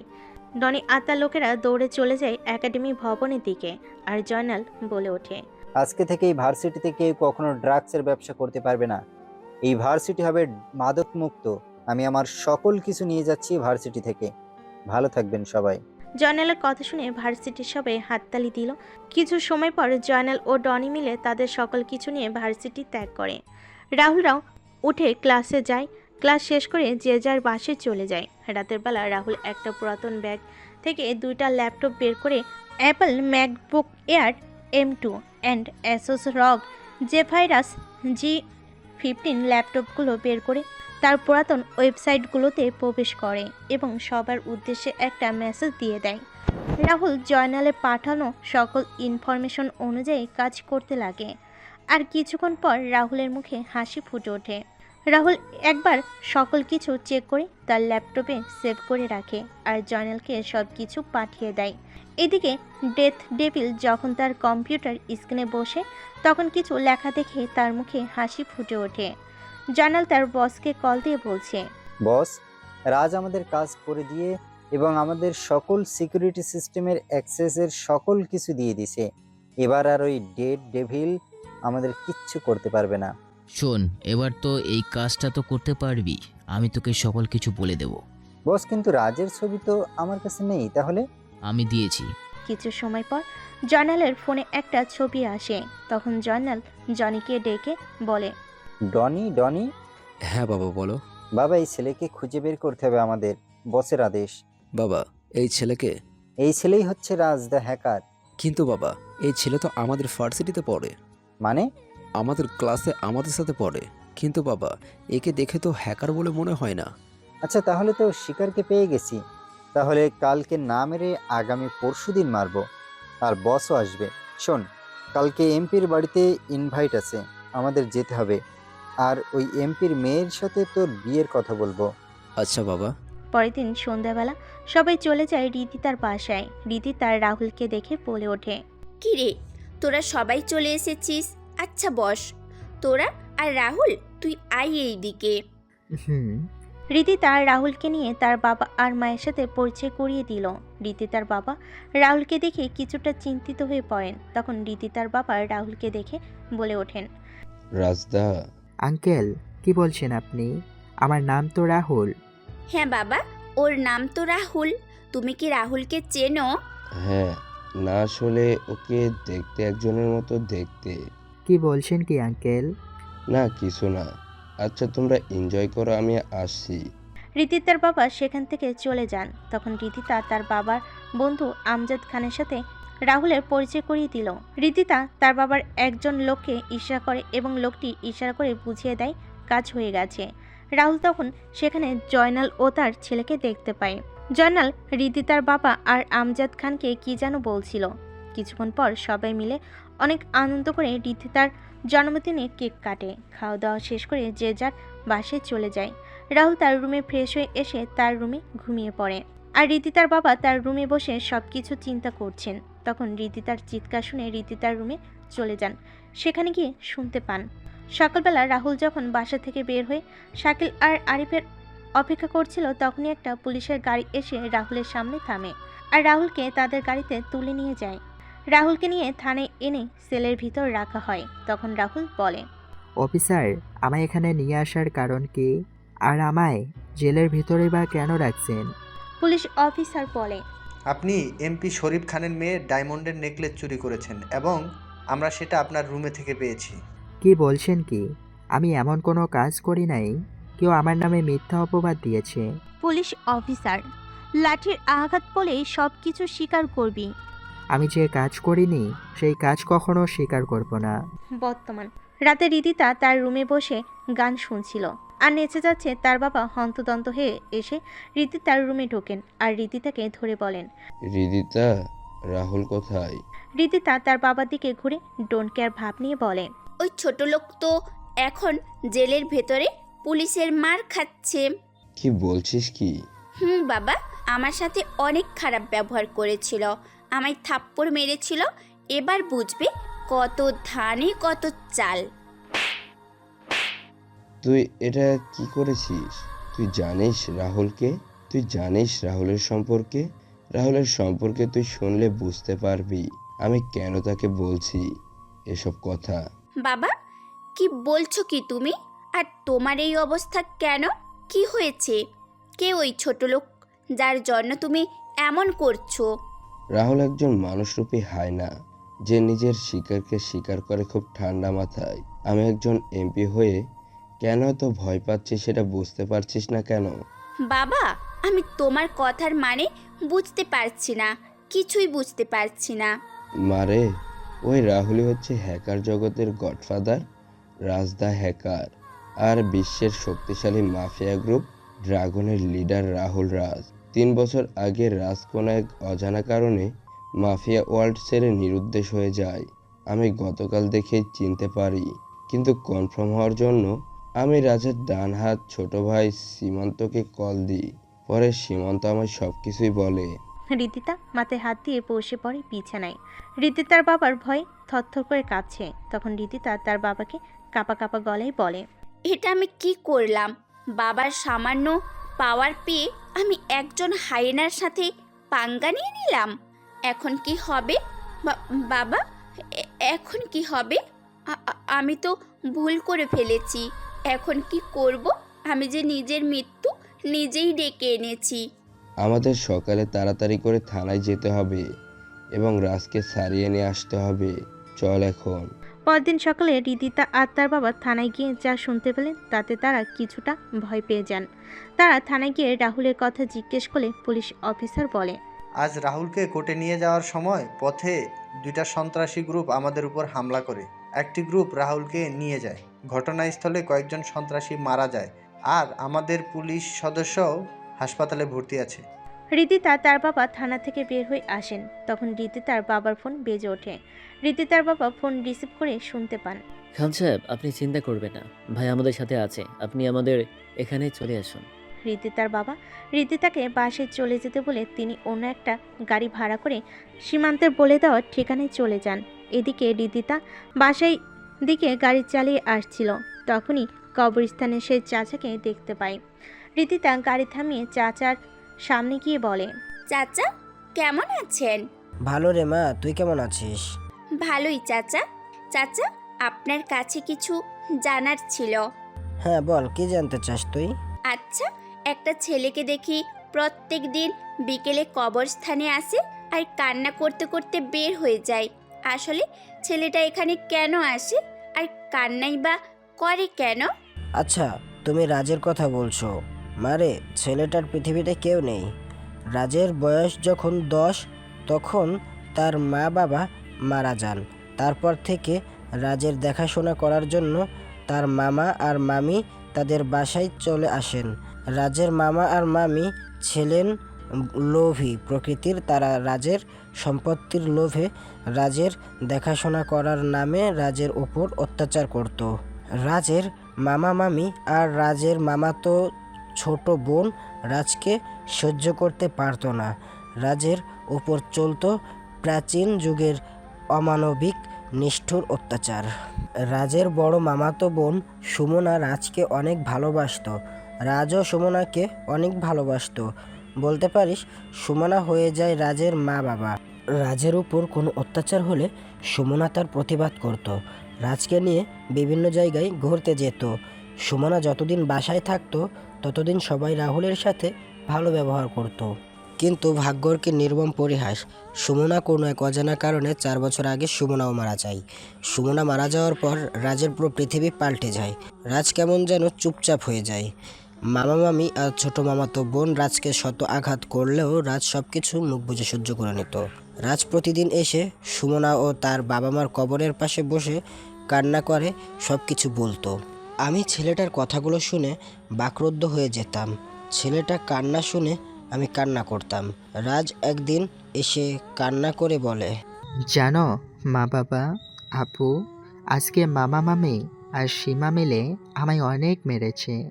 আমার মুখে কাপড় গুজে দিয়ে আঘাত করেছে।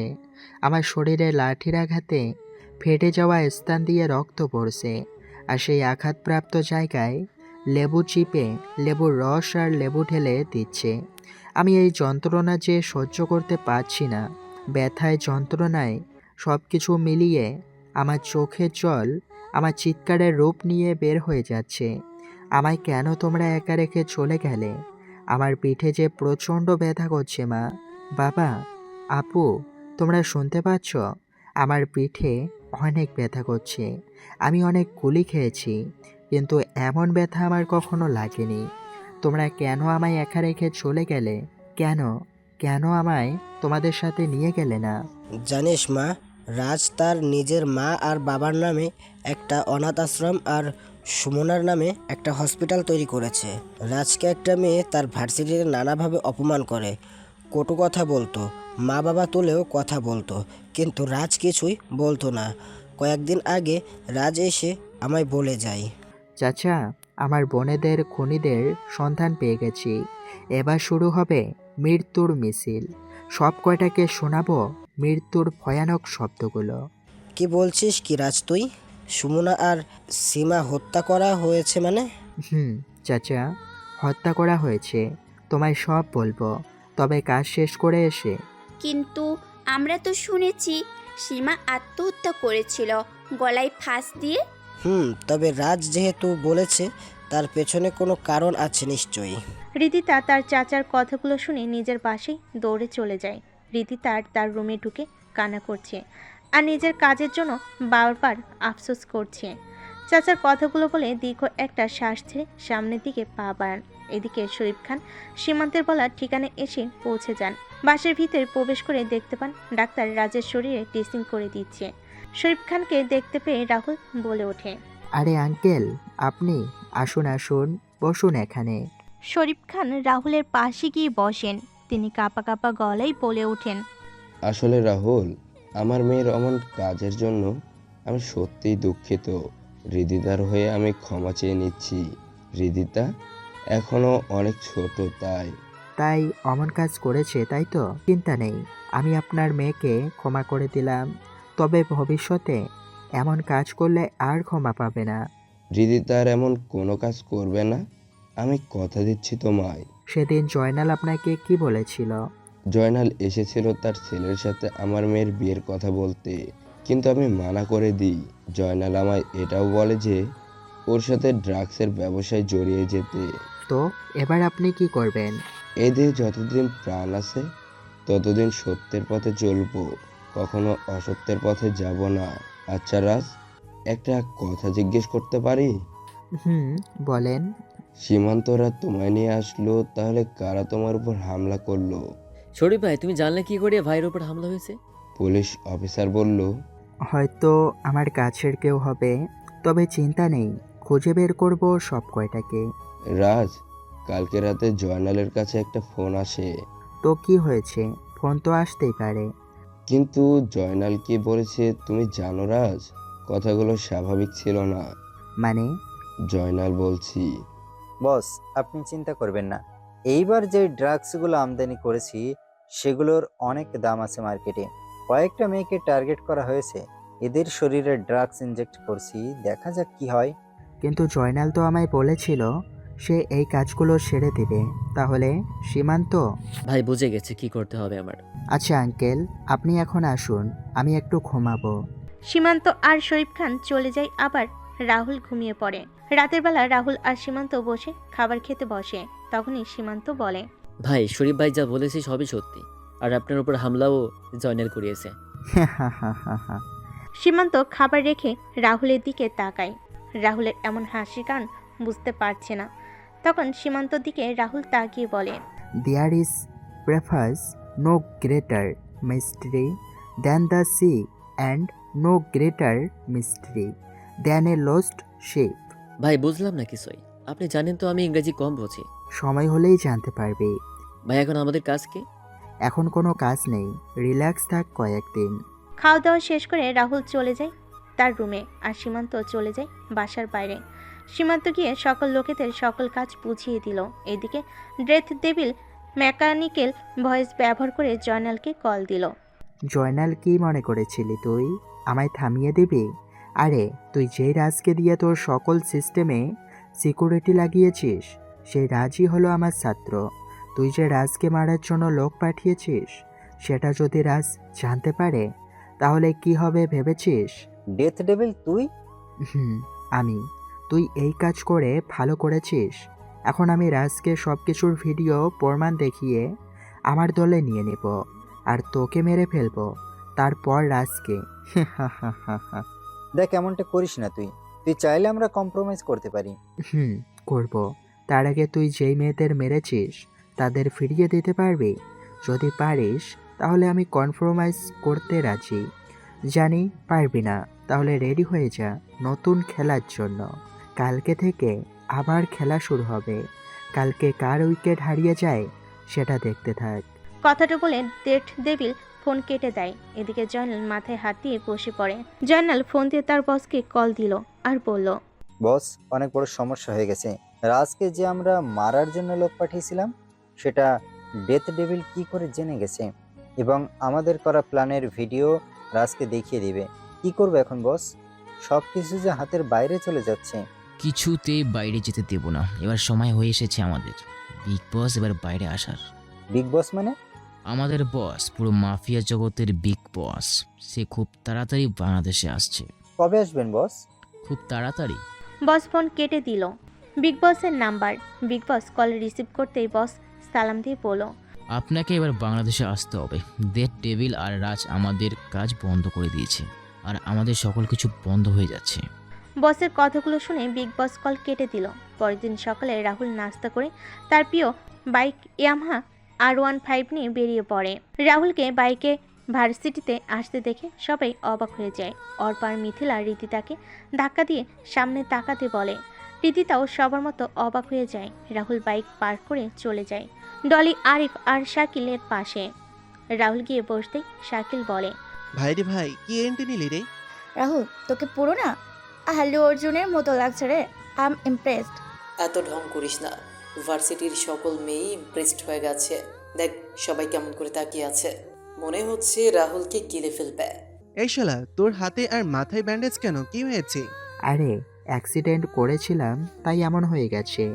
সবাই মিলে কথা বলছিল তখনই রীতিতা আর তার বন্ধুরা আসে। রীতিতা রাহুলের পাশে বসে।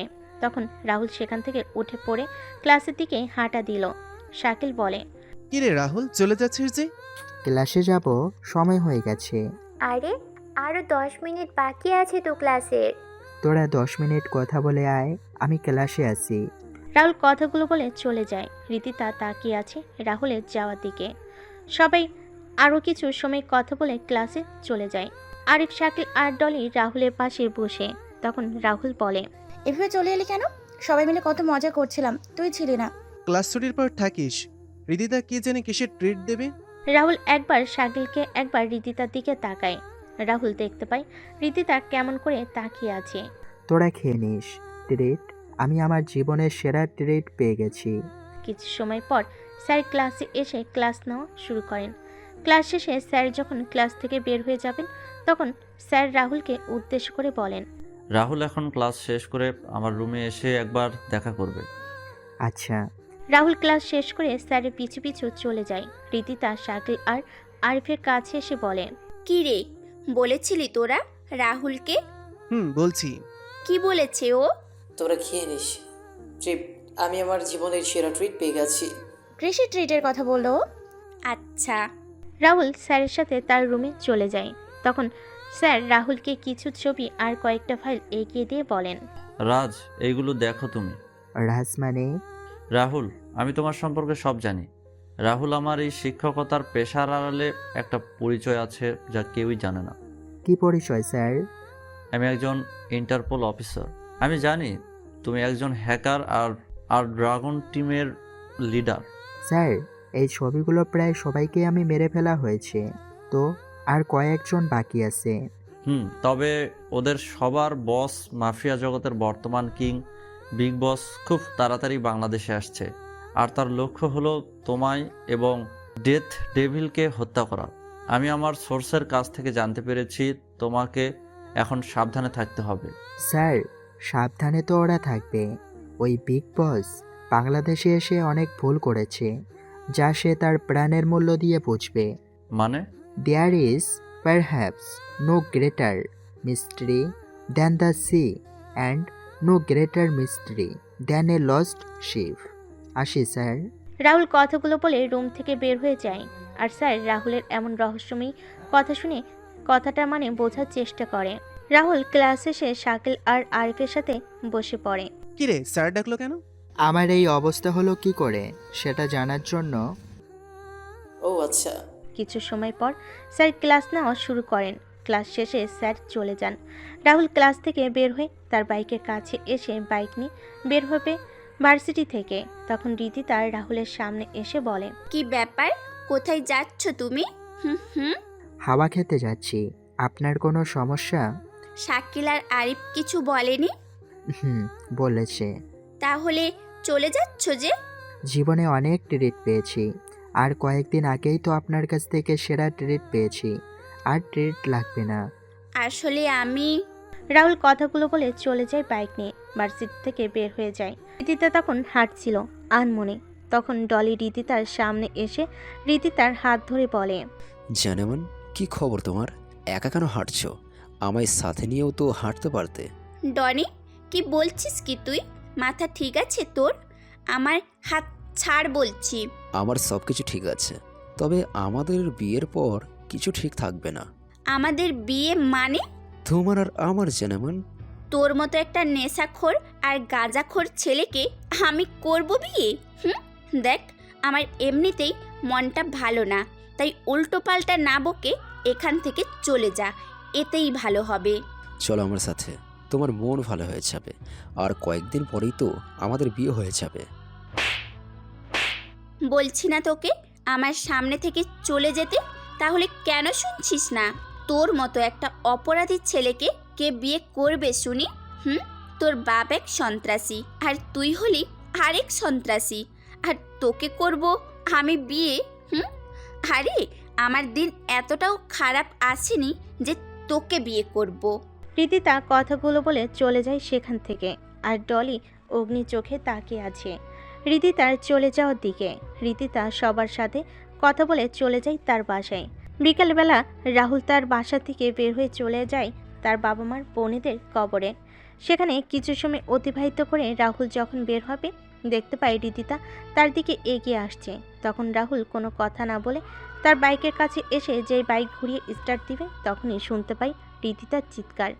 রাহুল পিছনে তাকিয়ে দেখতে পাই একটা কালো গাড়িতে রিদিতাকে কয়েকজন মিলে জোর করে তুলে নিয়ে যাচ্ছে।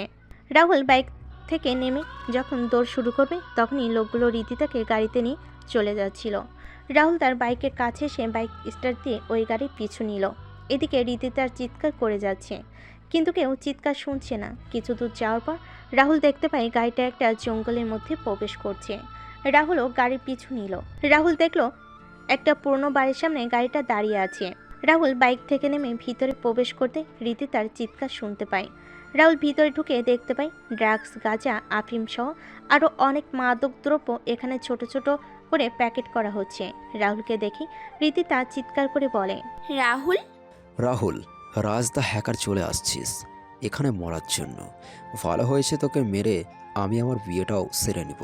তোর মতো বিড়াল করবে বাঘের শিকার? বাঘকে শিকার করা এত সহজ নয়। বাঘ সব জায়গাতেই রাজত্ব করে বেড়ায়, সেটা হোক নিজের এলাকায় বা বিড়ালের এলাকায়। কে আসল বাঘ আর কে বিড়াল এখনই সেটা বোঝা যাবে। এই মার শালাকে।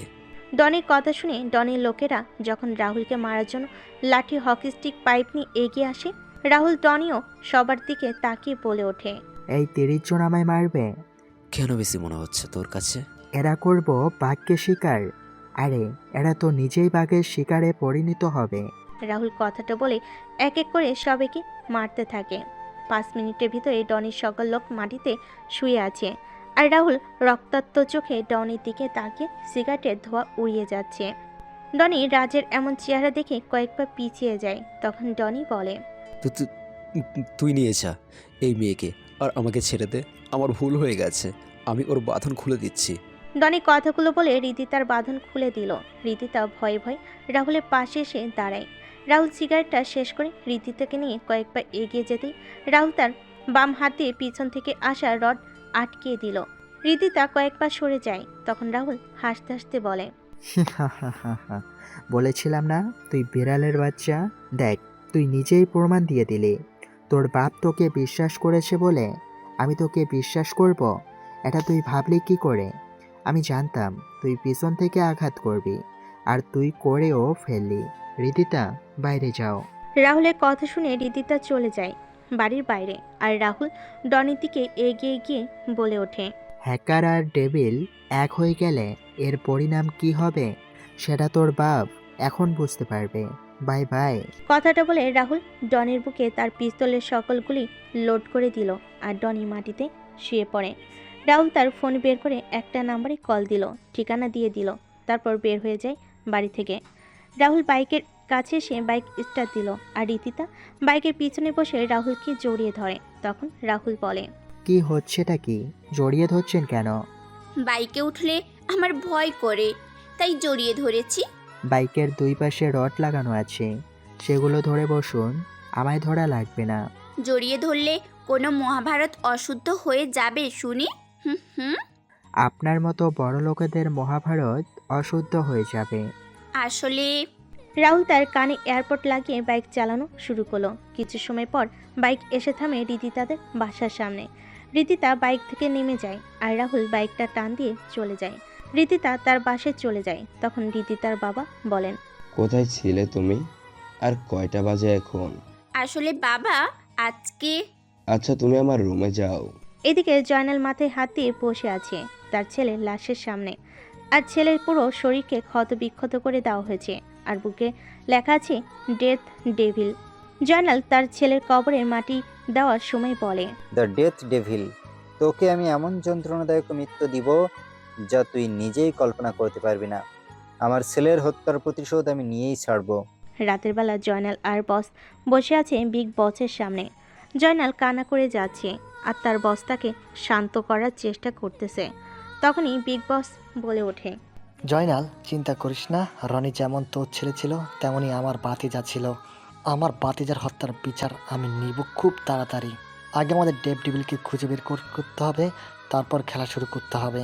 না ভাই, প্রথমে ওই এমপি আর এমপির মেয়েকে মারতে হবে, তারপর তার মেয়ে ওই রাজ, আর সর্বশেষে ডেথ ডেভিলকে মারবো। চিন্তা করিস না, কালকে রাতে এমপির গেম ওভার হয়ে যাবে। পরদিন সকালে রাহুল ভার্সিটিতে এসে সবার সাথে কথা বলছিল। তখনই রিদিতা কোথা থেকে এসে রাহুলের পাশে বসে পড়ে। রাহুল যখন উঠে যাবে তখন রিদিতা রাহুলের ডান হাত ধরে রাহুলকে বসিয়ে দিল। রাহুল নিজেকে ছাড়িয়ে নিয়ে চলে যায় ক্লাসে আর রিদিতা মন খারাপ করে বসে পড়ে সেখানে। ক্লাস শেষ করে রাহুল যখন বের হয় তখন দেখতে পাই রিদিতা আগের জায়গায় বসে আছে। রাহুল সেদিকে না তাকিয়ে বাইকে করে চলে যায়। রিদিতা রাহুলের বাইকের সামনে এসে দাঁড়ায়। তখন রাহুল বলে, সরুন, আমি যাব। আমিও যাব। কোথায় যাবেন আপনি? বাসায় যাব। নিজের গাড়িতে করে যান না। না, তোমার বাইকে করে যাব আমি। আপনি না বাইকে উঠতে ভয় পান, তাহলে? তোমার বাইকের দুই পাশে রড আছে না, ওইগুলো ধরে বসবো কোনো রিদিতা আর কোনো কথা বলতে পারল না। রিদিতা রাহুলের উপর পড়ে যায়। রাহুল রিদিতাকে পড়তে দেখে ধরে ফেলে আর রাহুল বলে, রিদিতা, কি হচ্ছেটা কি? আরে উঠুন না, এসব কি হচ্ছে? সবাই দেখছে কিন্তু। রাহুল এগুলো বলছে কিন্তু রিদিতা কোনো সারা শব্দ নেই। রাহুল যখন রিদিতার পিঠে হাত দিয়ে ধাক্কা দিবে তখন রাহুল রিদিতার পিঠে ভিজা কিছু অনুভব করতে পারে। রাহুল তার হাত সামনে আনতেই দেখতে পায় রিদিতার পিঠে রক্ত। রাহুল তাড়াতাড়ি করে রিদিতার পিঠের দিকে তাকিয়ে দেখতে পায় দুইটা গুলির চিহ্ন। রাহুল চারপাশে তাকিয়ে কাউকে দেখতে পায় না। সাইকেল, আরিফ, অর্পা আর মিথিলা সবাই রাহুলের কাছে চলে আসে। সবাই ধরাধরি করে ভার্সিটির একটা গাড়িতে করে রিদিতাকে নিয়ে যায়। হাসপাতালে নিয়ে যাওয়া হলে ডাক্তার রিদিতাকে পরীক্ষা করে তাড়াতাড়ি করে অপারেশন থিয়েটারে নিয়ে যায়। রাহুল কল দিয়ে শরীফ খানকে জানিয়ে দিল। সবাই অপেক্ষা করছে অপারেশন থিয়েটারের বাইরে। আর এইদিকে জয়নাল বস আর বিগ বস বলছে, এবার ওই রাহুল রাজকে ফাঁসি দিয়ে এমপিকে মেরে দিব। এরপর ডেভ ডেভিলের পালা, এরপর বাংলাদেশে আমার রাজত্ব, আমার ব্যবসা ছড়িয়ে পড়বে। বস, কি প্ল্যানটাই না করলে, এক ঢেলে দুই পাখি শিকার। এখন ডেথ ডেভিলকে মেরে আমার ছেলের হত্যার প্রতিশোধ নেওয়া বাকি। এদিকে রাহুল বসে আছে অপারেশন থিয়েটারের বাইরে। শরীফ খান কান্না করে যাচ্ছে। অর্পা, মিথিলা, ডলি, আরিফ, শাকিল সবাই দাঁড়িয়ে আছে। তখনই রাহুলের ফোন বেজে ওঠে। রাহুল ফোন রিসিভ করে বলে ওঠে, হ্যাঁ সীমান্ত, বল। ভাইয়া যে শরীফ ভাইয়ের মেয়েকে গুলি করেছিল তাকে পেয়ে গেছে, এখন কি করব? তুই ওই কুত্তার বাচ্চাকে আমার সেলে নিয়ে যা, আমি আসছি। রাহুল কথাটা বলে ফোন রেখে সবার উদ্দেশ্যে বলে ওঠে, তোরা সবাই এখানে থাক, আমি আমার একটা কাজ শেষ করে আসছি। আর আঙ্কেল, আপনি চিন্তা করবেন না, ধৈর্য ধরুন। রাহুল বেরিয়ে পড়ে তার টর্চার ছেলের উদ্দেশ্যে। রাহুল সেখানে পৌঁছেই দেখতে পায় একটা ছেলেকে বেঁধে রাখা হয়েছে। রাহুল কোনো কথা ছেড়ে ছেলেটাকে গিয়ে মারতে থাকে। মারতে মারতে ছেলেটার অবস্থা খারাপ করে দিল। রাহুল চেয়ার টেনে ছেলেটার সামনে বসে বলে, বল, তোকে কে এই কাজ করতে বলেছে? ছেলেটা কোনো কথা বলছে না শুধু হেসে যাচ্ছে। এটা দেখে রাহুলের রাগের পরিমাণ আরও বেড়ে যায়। রাহুল তখন ছেলেটাকে মারতে যাবে, তখনই রাহুলের ফোন বেজে ওঠে। ছেলেটা বলে, নে তাড়াতাড়ি ফোনটা রিসিভ কর, তোর জন্য সুখবর অপেক্ষা করছে, তাড়াতাড়ি রিসিভ কর, না হলে যে ফোন করেছে সেও মারা যাবে। রাহুল ফোন বের করে দেখতে পাই আরিফের কল। রিসিভ করতেই আরিফ কান্না মিশ্রিত কণ্ঠে বলে ওঠে, বন্ধু, আমাদের তুই বাঁচা বন্ধু, ওরা আমাদের মেরে ফেলবে, হাসপাতালের সবাইকে। আর কি আরিফ, কি হয়েছে বল আমাকে। বন্ধু, রিদিতার বাবাকে ওরা মেরে ফেলেছে। আমরা অপারেশন থিয়েটারে লুকিয়ে আছি, ওরা দরজা ভাঙার চেষ্টা করছে। তুই তাড়াতাড়ি করে চলে আয়। রিদিতার অপারেশন মাঝপথেই থেমে গেছে, ওরা পাওয়ার সাপ্লাই অফ করে দিয়েছে। বন্ধু, সবাই ভয় পেয়ে আছে অনেক, তুই তাড়াতাড়ি চলে আয়। তোরা টেনশন করিস না, আমি আসছি, তোদের কিছু হবে না আমি থাকতে। রাহুল ফোন রেখে যেই বের হতে যাবে তখনই ছেলেটা হাসতে হাসতে বলে, সব কয়টা মারা পড়বি, এখন একটাকেও জীবিত পাবি না তুই। রাহুল পাশে থাকা একটা হাতুড়ি দিয়ে ছেলেটার মাথায় আঘাত করতে ছেলেটা নিস্তব্ধ হয়ে যায়। সীমান্ত, তাড়াতাড়ি করে হাসপাতালে চল। রাহুল আর সীমান্ত হাসপাতালে পৌঁছে যায়। সীমান্ত গিয়ে পাওয়ার সাপ্লাই রুম খুঁজে পাওয়ার সুইচ অন করে। তখন রাহুল আর সীমান্ত দেখতে পায় হাসপাতালে পরিণত হয়েছে মর্গে। হাসপাতাল জুড়ে রক্ত আর রক্ত। রাহুল আর সীমান্ত তাড়াতাড়ি করে অপারেশন থিয়েটারের সামনে গিয়ে দেখতে পাই শরীফ আঙ্কেল আর কয়েকজন নার্সের মরা দেহ পড়ে আছে অপারেশন থিয়েটারের বাইরে। রাহুল শরীফ খানের লাশের সামনে গিয়ে শরীফ আঙ্কেলকে ডাকতে থাকে। Uncle, uncle. কোনো শব্দ নেই। সীমান্ত বাকি সবাই পুরো হাসপাতাল খুঁজেও কাউকে পাচ্ছে না। রাহুল শরীফ খানের লাশ ধরে বসেছিল। হঠাৎ করে শরীফ খান শব্দ করে ওঠেন আর বলেন, রাজ, আমার সময় শেষ হয়ে এসেছে রে। আমার মেয়ে অনাথ হয়ে গেল বাবা। তুই আমায় কথা দে, তুই ওদেরকে ছাড়বি না, বল বাবা, বল বাবা। হ্যাঁ আঙ্কেল, আমি কাউকেই ছাড়বো না। তোমার কিছু হবে না আঙ্কেল। এই, তাড়াতাড়ি করে ডাক্তারকে ডাক না তোরা। না বাবা, আমার সময় শেষ। তুই আমার মেয়েটাকে তোর সাথে রাখিস। আমার মেয়েটাকে আমি তোর হাতে তুলে দিলাম, তুই এখনো। আর কোনো কথা বলতে পারলেন না শরীফ খান। তখন সীমান্ত রাহুলের কাছে এসে বলে, ভাই পুরো হাসপাতালে খুঁজে কাউকে পাইনি, বোনাহি ওরা চলে গেছে এখান থেকে। রাহুল সহ সবে অপারেশন থিয়েটারের সামনে গিয়ে দেখতে পাই অপারেশন থিয়েটার ভিতর থেকে বন্ধ।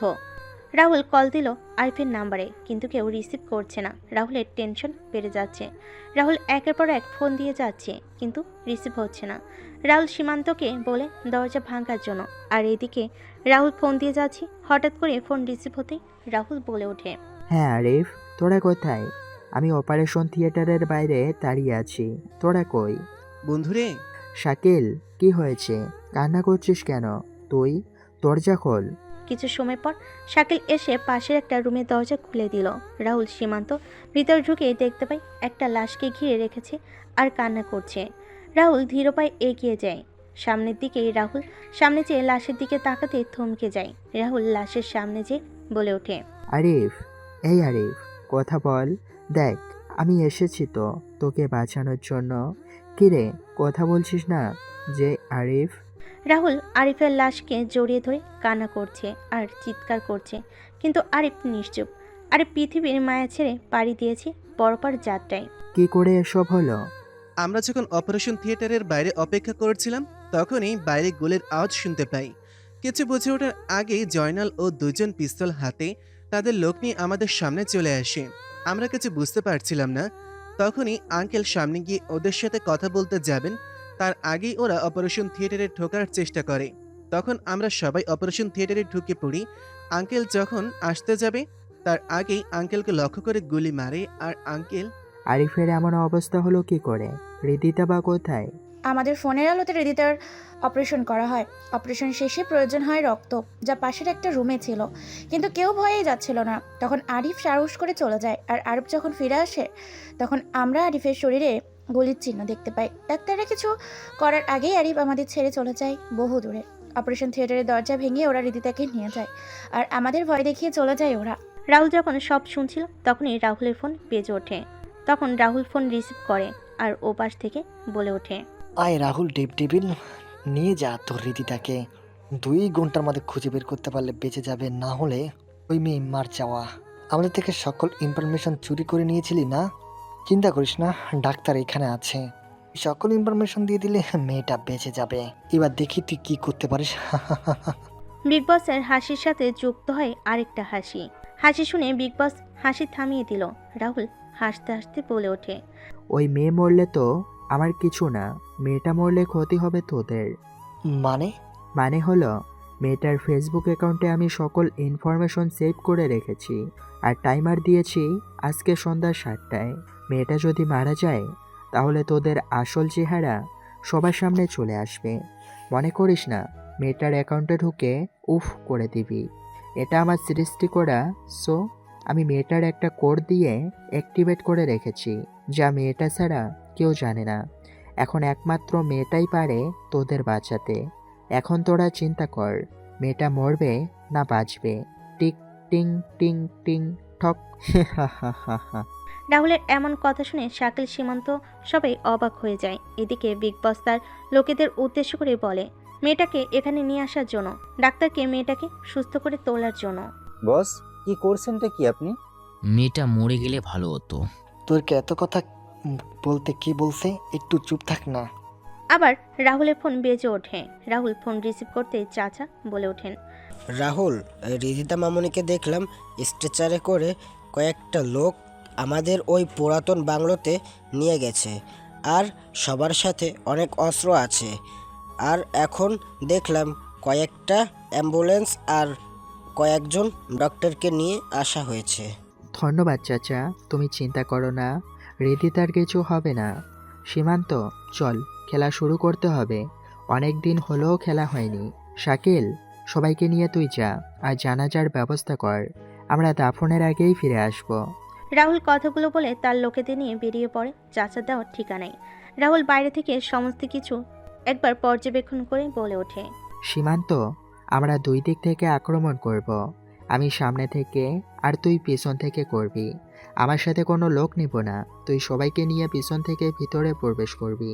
ভাই আপনি এখানে? চিন্তা নেই, তোরা তোদের পজিশন নিয়ে নে। রাহুল কথাগুলো বলে ভিতর ঢুকে পড়ে। রাহুল একজন একজন করে সবাইকে মারতে থাকে, আর পিছন দিয়ে সীমান্ত তার লোকজনকে নিয়ে মারতে থাকে সবাইকে। রাহুল যখন সিঁড়ি বেয়ে উঠছিল তখন জয়নাল দেখে নেয় এবং গুলি শুরু করে। রাহুল লুকিয়ে পড়ে আড়ালে। দুই পক্ষের গোলাগুলি শুরু হয়। রাহুলের কয়েকজন লোক মারা যায়, তবে জয়নাল ও বিগ বসের সকল লোক মারা যায়। বিগ বস কোনো উপায় না পেয়ে বলে ওঠে, এই মেয়েকে মেরে ফেলতে হবে। এমনি যখন বাঁচবো না, তাহলে মেয়েটাকে মেরে ফেল। আমি আগেই বলেছিলাম মেয়েটাকে মেরে ফেলতে, আপনি শুনেননি?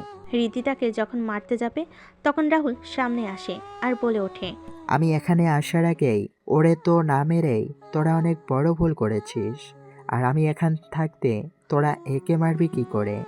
মানে? তোদের বোকা বানালাম আমি। সমস্ত ইনফরমেশন ইন্টারপোল অফিসারদের কাছে চলে গেছে, এখন তোরা মারা পড়বি। এই, এদের সব কটাকে এখানে বেঁধে ফেল। এত সহজে আমাদের মারা? দেখবি, দাঁড়া। সীমান্ত, রিদিতাকে নিয়ে যা তো। রাহুলের কথা শুনে সীমান্ত সহ কয়েকজন এসে রিদিতাকে নিয়ে যায় একটা গাড়ি করে হাসপাতালে। রাহুল পিস্তল ঘুরিয়ে কিছু বলতে যাবে, তার আগে জয়নাল বলে ওঠে, তুই কিন্তু আমাদের সাথে টক্কর নিয়ে তোর মৃত্যুকে ডেকে এনেছিস, তোর সাহস থাকলে পরিচয় দে।